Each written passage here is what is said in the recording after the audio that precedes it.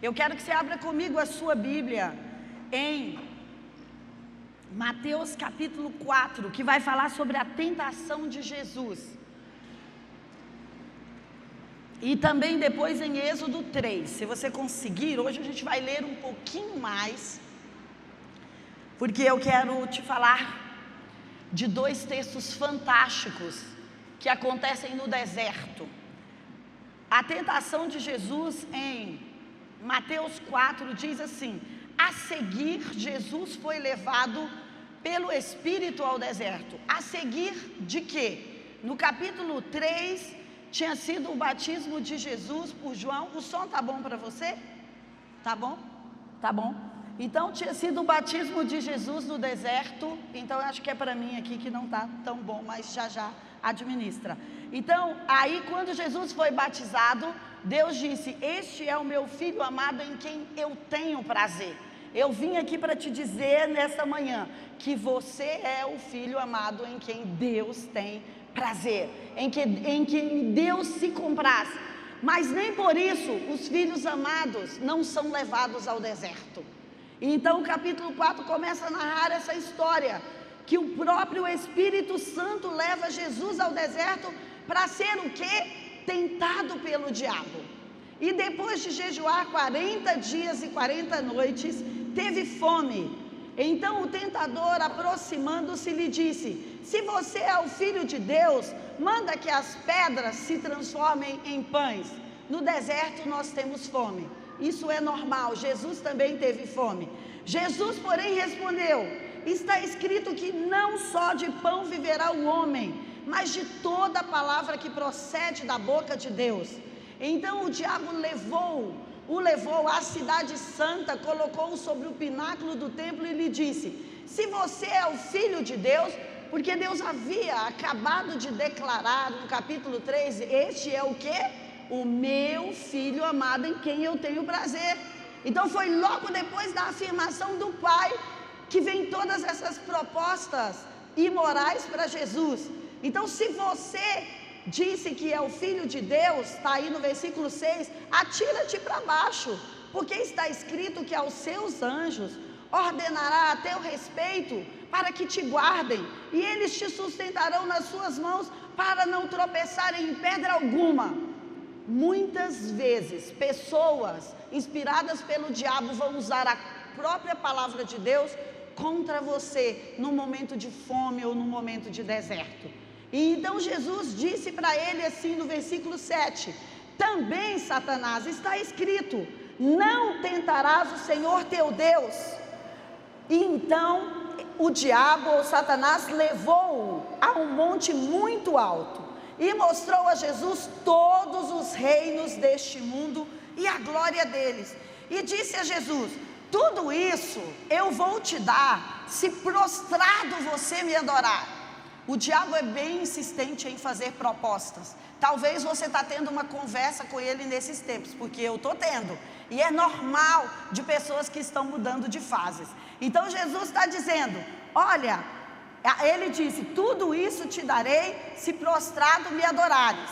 Então Jesus lhe ordenou: retira-te de mim, Satanás, porque está escrito: ao Senhor seu Deus adorarás e só a ele darás culto. Com isto o deixou o diabo, vieram os anjos e o serviram.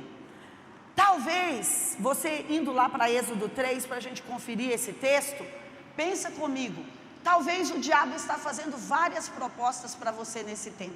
E geralmente ele vai fazer propostas de coisas básicas na nossa vida. Era o que ele estava fazendo para Jesus. Jesus estava aqui no deserto com fome e ele estava fazendo propostas. Por que não você transforma pedras em pão? Qual é a fome da sua vida hoje? Porque o diabo pode estar fazendo uma proposta para você hoje e nós precisamos responder a ele. É óbvio que nós não temos que dar ouvidos a ele como Eva deu ouvidos a ele, mas você tem que ter respostas para o seu inimigo. Talvez ele esteja interrogando você ou fazendo propostas para você usando a própria Bíblia. usando textos fora de contextos, e você precisa ter respostas para ele, como um filho amado de Deus, em quem ele tem prazer. Êxodo 3 vai falar da história de Moisés, e você com certeza conhece a história de Moisés, ali desde que ele foi salvo pela princesa, e ele estava ali no Egito, e ele foi treinado ali junto com o faraó, e ele foi treinado ali no palácio, e de repente ele vê um dos seus irmãos sendo machucados, oprimidos, e ele se ira, e ele mata um egípcio, e ele foge para o deserto. E Êxodo 3 vai falar de quando ele estava no deserto. Diz assim, eu não vou ler tudo, mas fala que ele estava apacentando os rebanhos de Jetro. Fica só aberto para você ir conferindo alguns versículos. E ele estava apacentando os rebanhos de Jetro, do seu sogro ali, e então ele chegou ao Monte Horebe, e no versículo 2 diz assim, apareceu-lhe o anjo do Senhor numa chama de fogo no meio da sarça. O deserto é um lugar de fome e é um lugar de prodígios, é um lugar de milagres, é um lugar de coisas sobrenaturais, de encontros divinos, que pessoas trazem para você palavras únicas. E então a Bíblia diz que Moisés achou super interessante aquela sarça, aquela planta do deserto pegando fogo e não se consumia, e ele se aproximou. E o profeta Elísio veio aqui agora, né? E falou o seguinte, não te achegues para cá, tira as sandálias do teu pé, porque o lugar em que você está é uma terra santa. Sabe, quando o Espírito Santo quer te enviar sinais, muitas vezes ele vai falar a partir de mais de uma pessoa, e o Elísio acabou de citar esse texto aqui.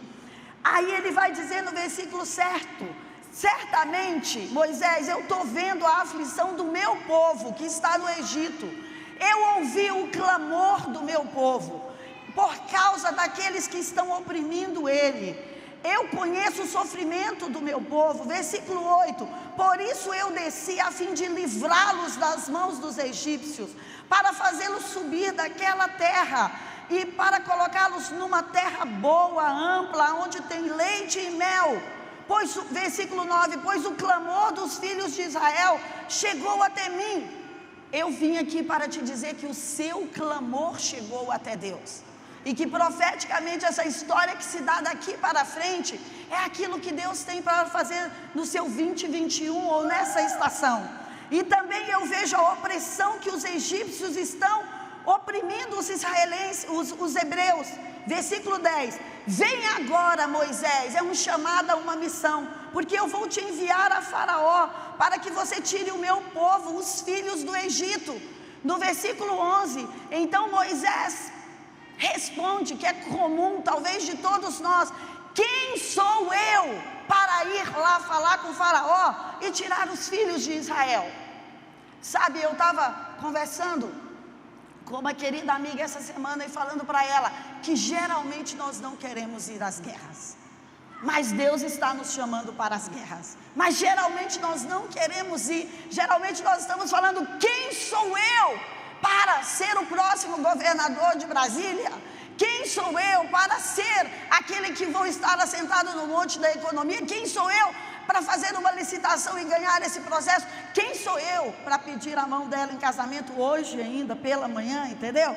Aí o versículo 12 diz assim, e Deus o respondeu, eu serei contigo, e isto será um sinal para você. Então eu vim aqui nessa manhã para dizer a você que Deus está te chamando para algumas guerras, e que às vezes nós nos demoramos no deserto porque nós não queremos ir às guerras, porque nós não queremos ir às batalhas que Ele está nos chamando, e porque nós queremos que tudo esteja pronto e preparado, que a gente tenha certeza do sucesso da batalha no final dela. Mas deixa eu te dizer, Ele está dizendo, olha, basta você saber que eu sou com você. Essa é a única coisa que você precisa saber, que eu sou com você. Aceita meu desafio, aceita minha instrução, e sabe, eu sou com você, eu estou te dando sinais, olha para os sinais.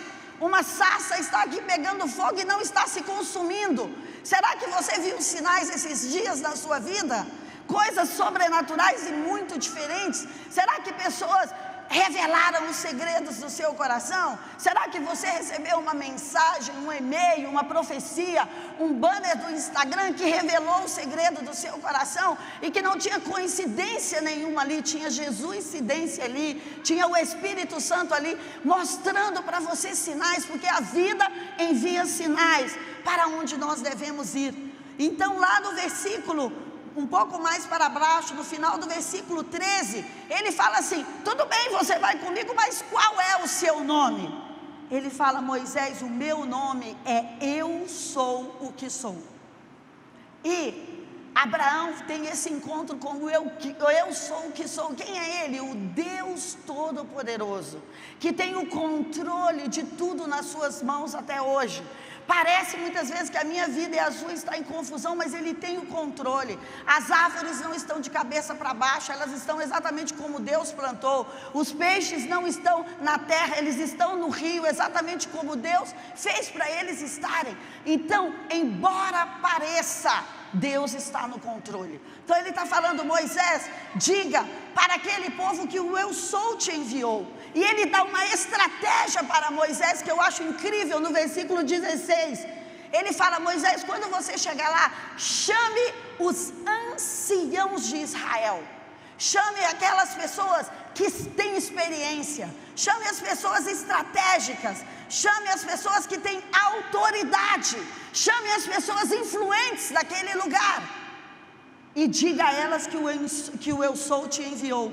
E ele continua dizendo: em verdade, eu vos tenho visitado e eu tenho visto o que o Egito tem feito a vocês.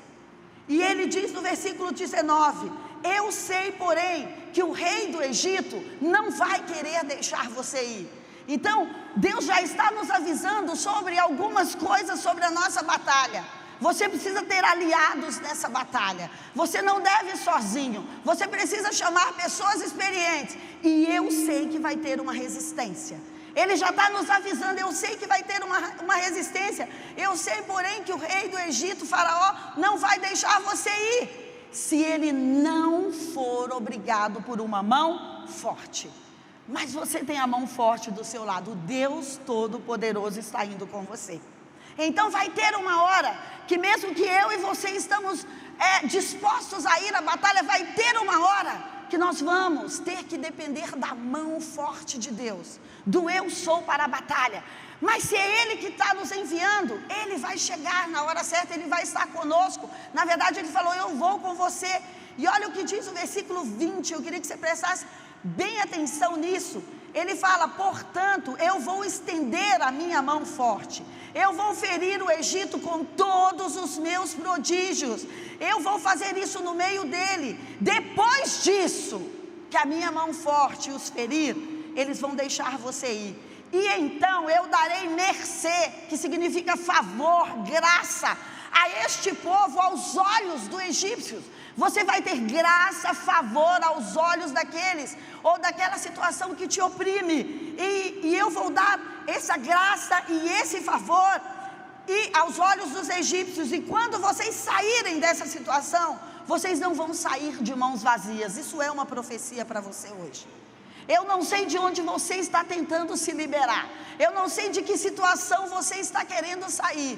Eu não sei de que relacionamento talvez você está precisando quebrar. Eu não estou falando sobre o seu casamento, isso é uma coisa muito particular e você tem que nos procurar aqui, se foi a primeira coisa que veio na sua mente. Mas eu não sei de que sociedade ou de que enrascada financeira você está precisando sair. Mas Ele diz: você não vai sair dessa situação de mãos vazias. Eu vou dar favor aos olhos dos egípcios. E cada mulher, está no versículo 22, e tem outro texto que vai dizer: cada mulher e cada homem pedirá a sua vizinha, a quem está no contexto com você, as pessoas que estão próximos a você naquela situação. Eles vão pedir joias e pratas, joias de ouro, e vão pedir também vestimentas, as quais porei sobre os vossos filhos e sobre as vossas filhas, e vocês despojarão o Egito. E aquilo, ouro e prata, era a riqueza do Egito. Ouro e prata era a moeda da época, era o talento da época, era o dinheiro da época. Então deixa eu te dizer, eu vim aqui nessa manhã para dizer a você que possivelmente você possa estar vivendo alguma área da sua vida num deserto. Mas eu contei para você 2 histórias diferentes que estão na Bíblia e que ambas falam da minha resposta e do meu posicionamento diante do opressor, diante do Egito, diante de Faraó, diante daquilo que quer me impedir de ir para a estação seguinte. Jesus, ele tem fome no deserto, ele tem sede. Jesus está ali levado pelo Espírito Santo para uma estação. Mas Deus já havia dito para ele: você é o meu filho amado. Então é como ter dito para Moisés: eu já estou indo com você, Jesus. Você vai poder aguentar qualquer coisa. Porque deixa eu te dizer, nas estações de escassez e de deserto, são os lugares onde mais nós teremos propostas de Faraó, onde mais nós teremos propostas do inimigo. Ele não vai querer deixar de dizer a você que ele tem um plano para você. E esse plano geralmente se assemelha muito com o plano original. Ele fala para Jesus: olha, se você prostrado me adorar, eu vou te dar os reinos desse mundo. A promessa de Deus para Jesus é que toda a herança dessa terra, os reinos deste mundo, serão deles. Essa é a promessa verídica para Jesus. Então ele fala: se você pode se antecipar. Você não precisa ir para a guerra e nem para a cruz. Você só precisa me adorar, porque eu já vou te dar. Eu sei o que seu pai te prometeu, mas eu posso te dar antecipadamente. Só tem uma vírgula. Eu posso te dar a esposa que você quer antecipadamente. Só tem uma vírgula. Eu posso te dar a empresa que você tem. Só precisa pagar uma pequena propina. Eu posso te dar isso que você quer. Só tem uma vírgula. Porque essa é a promessa verdadeira de Deus para Jesus, que ele iria ter após a cruz os reinos desse mundo. Essa é uma herança de Deus para Jesus. A minha vida mudou radicalmente há 10 anos atrás, quando eu entendi que Jesus não viria buscar somente as almas desse mundo também, mas Jesus viria buscar os reinos e a glória desse mundo. Ele viria buscar um jardim do Éden. Ele viria se encontrar, melhor dizendo, fica melhor a palavra, ele iria vir encontrar com um povo que desenvolveu a economia, um povo liberto, uma noiva sem manchas. Você já imaginou uma noiva oprimida como é? Você olha para alguns casais de algumas culturas onde as mulheres são vendidas ou as crianças são prometidas como noivas, você vê alegria ali naquele dia? Então, Jesus não vai vir buscar essa noiva. Ele não vai vir se encontrar com essa noiva. Ele vai vir se encontrar com uma noiva que se preparou, que guerreou e que ele ajudou que essa noiva pudesse se livrar dos desertos e de Faraó. Com uma noiva que não disse sim para as propostas do inimigo. Não é só para você que ele faz proposta. Quanto mais alto você sobe, maior são as propostas dele para você. Maior é aquilo que ele fala para você. Mas está tão parecido com o que você deseja. Qual o problema de aceitar? Talvez eu só sou seu pai antes do Deus Todo-Poderoso. Talvez eu só me preocupo com você. Talvez eu só queira ajudar você um pouco antes do seu pai. Porque no deserto a gente fica pensando assim: será que Deus se esqueceu? Por que está demorando tanto? Será que Deus passou da hora? Será que a minha oração não chegou? Será que o meu clamor não chegou diante dele? Sabe, eu acredito que toda a reviravolta que o mundo está vivendo é exatamente por causa do meu clamor e do seu clamor. É exatamente para colocar as pessoas em posições corretas. É exatamente para tirar o poder dos tiranos e colocar ali os improváveis. Nós estamos vendo isso acontecer sobre o Brasil. Então, aquele povo que estava ali oprimido no deserto, oprimido no Egito, eles não eram simples escravos. Então talvez você está numa situação que não beneficia você. E eu quero te dizer, você não é um simples escravo. Você é um filho e uma filha de Deus. E a Bíblia diz: ai daqueles que tocam nos meus filhos. Se você se sente em situações assim, que parece que o seu futuro não está sendo construído, não é verdade. Porque a Bíblia diz: Moisés, você vai tirar esse povo e você vai levá-los para a terra. Eu não li tudo para você, mas você pode voltar lá no capítulo 3 e ler. Você vai trazê-los para a terra onde os heteus, os heveus, os canazeus, os jebuseus estão construindo um grande futuro. E esse futuro vai ser para eles. Eu enviei, como a pastora Anne disse aqui, gigantes para construir coisas gigantes para você depois do seu deserto. Eles já estão lá na terra, parece que eles estão, eles estão nos lugares que são nossos, nas posições que são nossas, mas Deus está dando trabalho a eles e eles estão trabalhando para mim e para você. Esse futuro e essa herança é sua, após o deserto, após a libertação. Então, todas as vezes que nós estamos passando por desertos ou por momentos de opressão, 3 coisas acontecem para nós. 3 coisas acontecem para nós. Nós sempre vamos ter uma conversa com Deus. Moisés tem uma conversa com Deus. Nós sempre vamos ter uma conversa com o diabo também. Nós sempre vamos ouvir 2 propostas diferentes. Jesus teve uma conversa, teve que ouvir o diabo fazer propostas. Vamos mudar aqui, não é que teve uma conversa, teve que ouvir o diabo fazer propostas. Mas Deus também vai fazer propostas. A segunda coisa, você precisa ter uma conversa com você mesmo. Moisés, quando ele fala para Deus: quem sou eu para ir lá? Aquilo é uma dúvida sobre a identidade dele, é uma dúvida sobre a missão dele. E Deus fala: olha, eu vou com você, e se eu vou com você, você vai conseguir. E eu posso te dar estratégia como Arão, como os anciãos. Você não vai sozinho, você vai ter pessoas para te ajudar. Então, nós vamos ter conversa com Deus, conversas com o inimigo, e nós vamos ter conversas conosco mesmo. Por quê? Porque é nessa hora de deserto que nós não temos tantas atrações na vida, e que de repente a gente olha para nós no espelho e fala: não, isso aqui sou eu, ou então está faltando uma parte de mim, e a gente vai buscar as partes nossas que está faltando. Tinham partes de Moisés faltando ali. Por quê? Porque Moisés estava como fugitivo.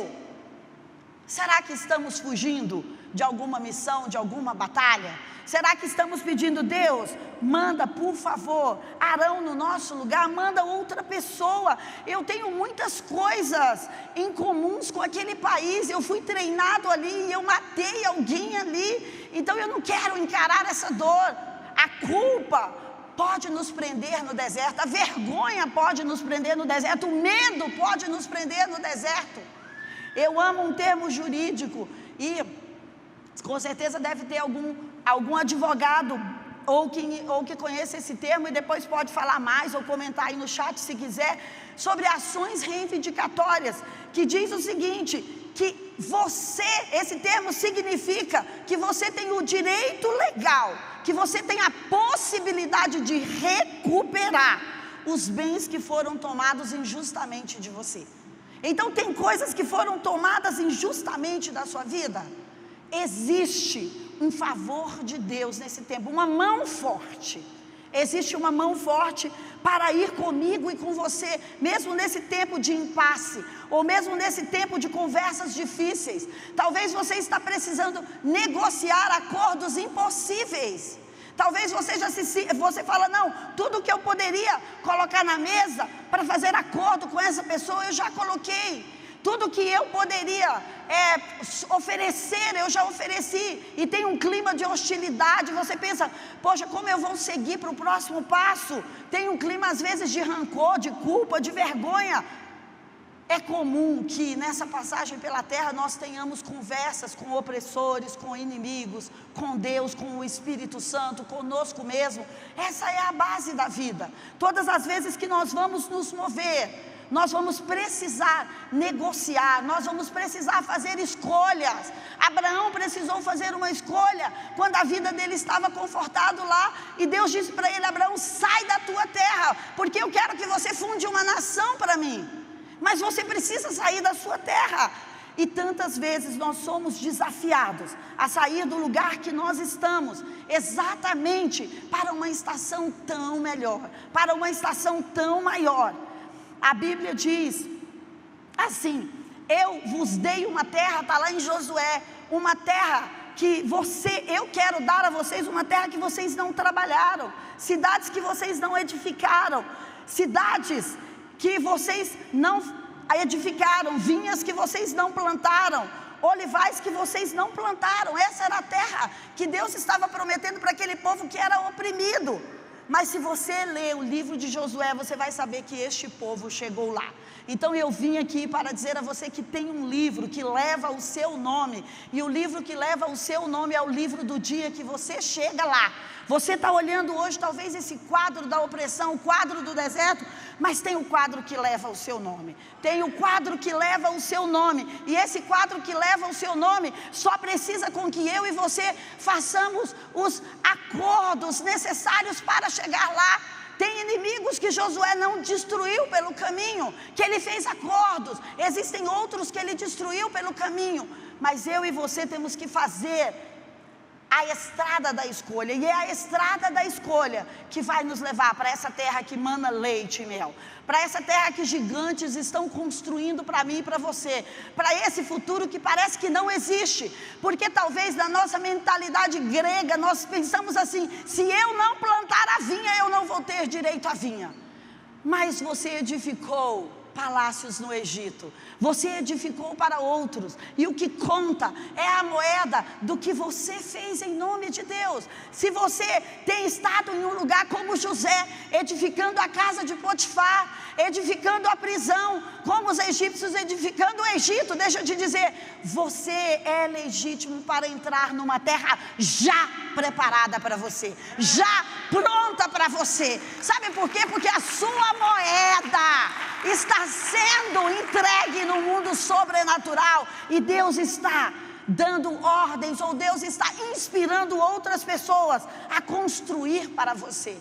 E é tão incrível quando Êxodo 3:22 diz assim: você não vai partir desse lugar de mãos vazias, você não vai sair desse lugar sem riquezas e sem nada, você não vai sair desse lugar deixando, é tão incrível como o texto fala, deixando nenhuma unha para trás. Então tudo que é seu precisa ir com você para a próxima jornada. Tudo da sua identidade precisa ir com você para a próxima jornada.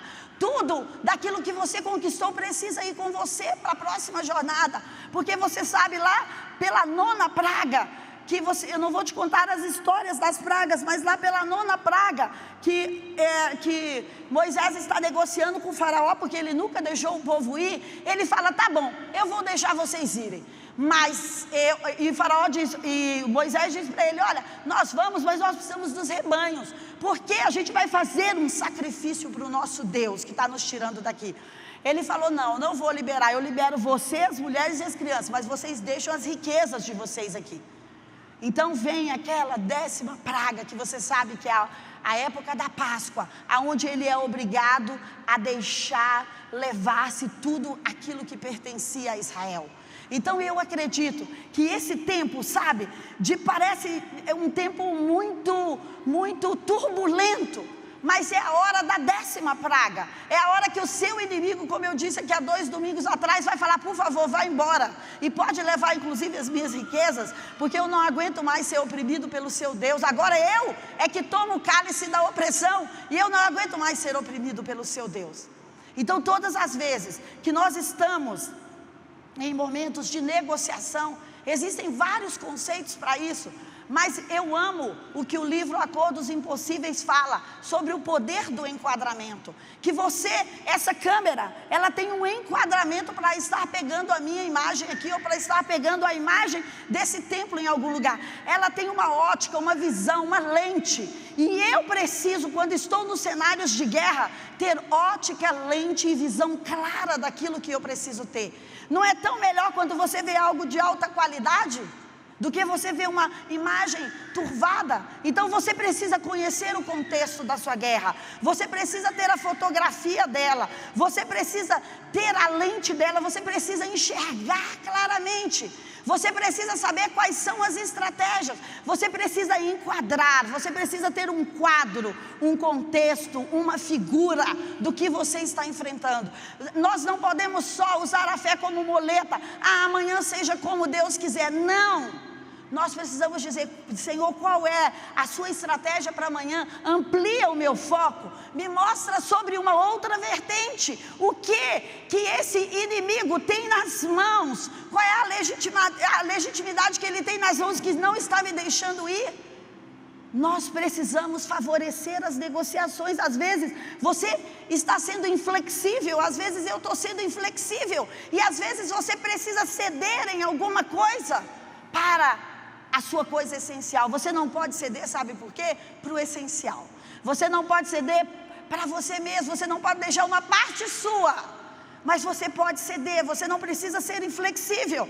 Então, às vezes, nós queremos levar tudo que achamos que é direito nosso, mas às vezes você vai deixar algo como uma semeadura também.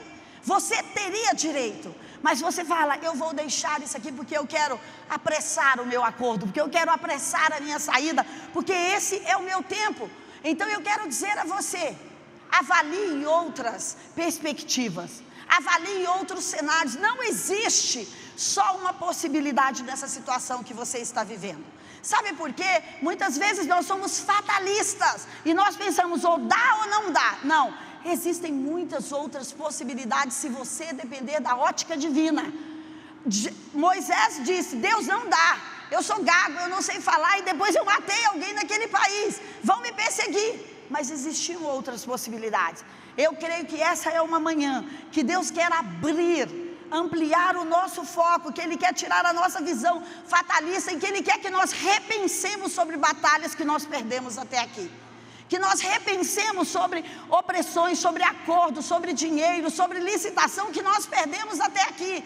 Ele quer nos dar uma estratégia. Se você quer estudar sobre estratégia, tudo bem você estudar a arte da guerra, no problem, mas você pode pegar o livro de Josué e ver todas as estratégias que Deus deu a Josué sobre cada guerra. Cada guerra tinha uma estratégia diferente, e às vezes nós não identificamos a oportunidade de vencer. Nós ficamos concentrados nas armas que nós temos e falamos: eu vou vencer a qualquer custo por aqui, eu vou vencer a qualquer custo por aqui. Não. Abra os seus olhos para a oportunidade, abra os seus olhos para fazer talvez uma parceria, um engajamento. Se as pessoas percebem que você está engajado, que o seu ambiente não é hostil e que você está engajado em resolver essa situação, isso vai te dar credibilidade. Isso vai falar: uau, então ele está envolvido de fato nisso. A bondade pode mudar quadros, a generosidade pode mudar quadros, a benevolência pode mudar quadros, principalmente quando o ambiente está hostil, principalmente quando ninguém quer ceder. Quando ninguém quer ceder, o que está acontecendo? Ambição dos dois lados. Ninguém está sendo longânimo ali, todo mundo acha que tem direito até o final. Era o que Faraó estava fazendo: eu tenho direito até o final, eu não vou ceder nada para vocês, mesmo que eu esteja explorando vocês, vocês não têm o direito de ir. Não é insano? Mesmo que vocês não são uma nação que me pertence, vocês não têm o direito de ir. É isso que acontece em cativeiros, é isso que acontece com os sequestradores. Às vezes as pessoas estão lá aprisionadas e podem fazer qualquer tipo de acordo, mas eles não querem deixar ir. Mas sabe, existe uma brecha para a nossa próxima estação. Deus vai trazer para nós, na nossa mente, através de sonhos ou de palavras proféticas, ou através de uma instrução do seu advogado, do seu contador, de alguém que está no ecossistema com você, dos seus vizinhos, uma estratégia de como você pode vencer essa luta, essa batalha, esse vício, esse mau hábito, aquilo que te prende ao Egito, ou aquilo que te prende nesse momento no deserto. A empatia é uma das armas mais poderosas que nós podemos ter para vencer as pessoas difíceis, os lugares difíceis, as situações difíceis. Um pouco de bondade, um pouco de longanimidade. Lembra dos frutos do Espírito? Ele está com você, ele está indo contigo. Um pouco de flexibilidade pode fazer com que a gente chegue em lugares diferentes, ao invés de ultimatos, ao invés de checkmate. Pode fazer com que você chegue em lugares diferentes. É óbvio que pode ser que você tenha que dar um checkmate. Eu não estou falando sobre isso e nem sou jogadora de xadrez, mas depois você pode me dar uma aula aí. Mas às vezes o orgulho nos impede de vencer uma batalha. Às vezes só tem a ambição, o orgulho, o ego dos dois lados. Então eu quero pensar nessa manhã com você: será que não existem possibilidades diferentes de vencer essa guerra? Será que nós não estamos querendo vencer as guerras que nós temos hoje com a nossa mentalidade grega? É pela força do meu braço que eu vou sair do Egito, é pela minha construção mental, não é pela estratégia que do nada veio de Deus. Não, eu nem sei de onde veio essa estratégia, mas tem uma promessa nesse texto: olha, eu vou tirar você, porque eles vão te resistir com a minha mão forte.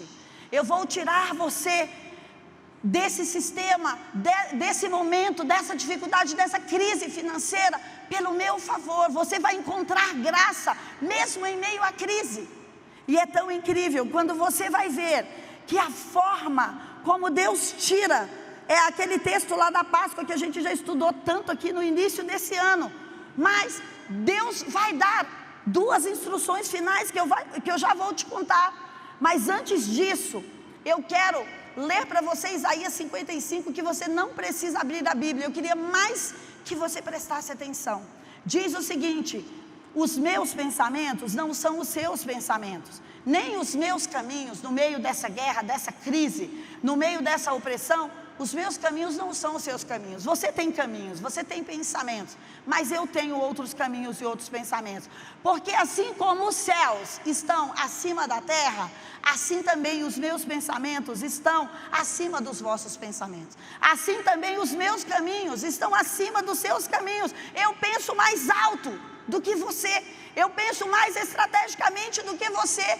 E ele dá um exemplo nesse texto. Ele diz assim: assim como a chuva desce do céu e ela não volta para lá antes de regar, fecundar o solo e antes de fazer brotar, para dar semente ao semeador. Ou seja, a chuva, ela tem um destino. Ela desce do céu e ela vai regar a terra, e ela vai umidificar aquele solo, e ali vai ter sementes, e as sementes serão plantadas, e ela não vai voltar em forma de vapor para o céu novamente, antes que ela cumpra a missão dela. Então Deus tem esses altos pensamentos para mim e para você. Ele tem as altas estratégias para mim e para você. E Ele diz: assim será a minha instrução, a instrução que eu estou te dando. Assim será a palavra que eu estou te dando. Assim será a direção que eu estou te dando. Porque deixa eu te dizer, muitas vezes eu e você temos direções claras de Deus. Nós só não queremos seguir porque elas não combinam com a nossa direção. Não é aquilo que a gente pensou a vida inteira. Não, é muito revolucionário, é muito diferente. Não tem nada a ver com o que meu pai, minha mãe, meu tio, meu professor, todo mundo me ensinou. Mas é aí que está o desafio da escolha. Então ele diz: assim será a minha palavra, ela não vai voltar vazia, mas ela vai fazer tudo o que apraz, e ela vai prosperar no que eu a designei. Ei, se você tem uma palavra de Deus, só confia nela. Porque Ele está prometendo em Isaías 55, que depois você pode ler, riscar, decorar, que ela não vai voltar atrás antes de prosperar você no meio dessa crise, ou no meio dessa guerra. Se Ele te deu uma instrução, você pode confiar. Ele diz: olha, ela vai sair sem prosperar naquilo que eu a designei. Você vai sair com alegria e com paz, e você será guiado. E os montes e os outeiros vão se romper em cânticos diante de você, e as árvores do campo vão bater palmas pela sua presença, e no lugar do espinheiro, daquilo que te oprimia, te machucava, impedia você de ir para frente, vai crescer o cipreste. No lugar da sarça que ardeu, que era uma planta do deserto, vai crescer uma árvore grande, e será isso para a glória do Senhor. E isso será um memorial, isso será uma marca, um sinal, uma bandeira, uma insígnia, um milagre de que eu estou com você e de que eu jamais vou te deixar. E sabe, aquele povo ficou ali 430 anos. mas Deus ouviu o clamor dele, como Ele está ouvindo o nosso clamor. E Êxodo 12 fala de 2 princípios que eu quero encerrar dizendo aqui para você. 2 princípios. Fala, olha, vocês vão sair desse lugar, mas tem uma estratégia simples e parece até maluca para sair desse lugar. Você vai sacrificar um cordeiro, e esse cordeiro precisa ser completo, esse cordeiro precisa ser inteiro, esse cordeiro precisa ser o melhor que você tem. Quando você sacrificar esse cordeiro, a Páscoa vai acontecer para você, e não tem faraó que vai impedir você de seguir. Não tem faraó que vai impedir você de ir à frente. E se você voltar comigo em Mateus 4, Jesus sai dali e inicia a sua missão na terra. Ele sai dali e inicia o seu ministério na terra. Ele sai dali para fazer milagres. Ele sai dali para cumprir a missão que o Pai o enviou. E sabe qual é o sacrifício dele lá? 40 dias de jejum. Então eu estou aqui para te fazer 2 desafios. Eu acredito nisso para mudança de fase. Eu acredito que quando você encara um jejum de 40 dias, isso vai mudar a sua fase. Isso vai mudar você de lugar, porque durante esses 40 dias você vai ter muitas propostas para sair desse lugar. Muitas vezes você vai chegar em casa e aquilo que você propôs não comer, não tem. Aliás, tem, e só não tem aquilo que você propôs que comeria. Então você fica sem opção, você fala, nossa, a única coisa que eu posso beber hoje é água, mas eu estou com muita fome, porque fome é uma coisa básica. O Dr. Mike Murdock, o Dr. Miles Monroe fala o seguinte, que os nossos grandes desafios, ele inclusive fala assim, não confie em um homem que não consegue fazer um jejum sexual e que não consegue fazer um jejum de comida. Por quê? Porque essas são as necessidades básicas e é onde Jesus foi tentado. Jesus foi tentado nisso. Só que durante aqueles 40 dias, quando ele termina aquele jejum, a Bíblia diz, você leu comigo, os anjos vêm e o servem. O poder sobrenatural está envolvido naquele lugar. E o que tira o povo do Egito é o sacrifício, é o cordeiro, é a semente. Quando você sacrifica de um lado, Deus traz o favor do outro lado, que você precisa para a nova estação. É simples assim. A minha vida até aqui tem sido assim. Quanto maior o sacrifício que você traz de oferta, quanto maior a generosidade, quanto maior aquilo que você fala, vou tirar do meu presente, maior é a porta para o seu futuro. Sabe por quê? Porque sacrificar, trazer o seu dízimo e a sua oferta, trazer uma oferta especial, que é o que eu quero te propor hoje, tem a ver com uma coisa, depender da mão forte do Senhor para sair dessa estação. Então, se você, como eu, precisa depender da mão forte do Senhor para sair de uma estação, hoje eu quero convidar você a fazer uma oferta que você nunca fez. Eu quero convidar você a fazer um sacrifício que você nunca fez. Mas se você está tudo bem nessa estação e não quer mudar, você traz o seu dízimo e a sua oferta normal. Porque de repente você já chegou, você já colheu, você já está vivendo isso, porque você já sacrificou em outros lugares. Mas se você se identifica comigo, porque eu estou nesse atual momento da vida, hoje eu pensei, eu vou dar a Deus aquilo que eu nunca dei. E esse é meu desafio para você hoje.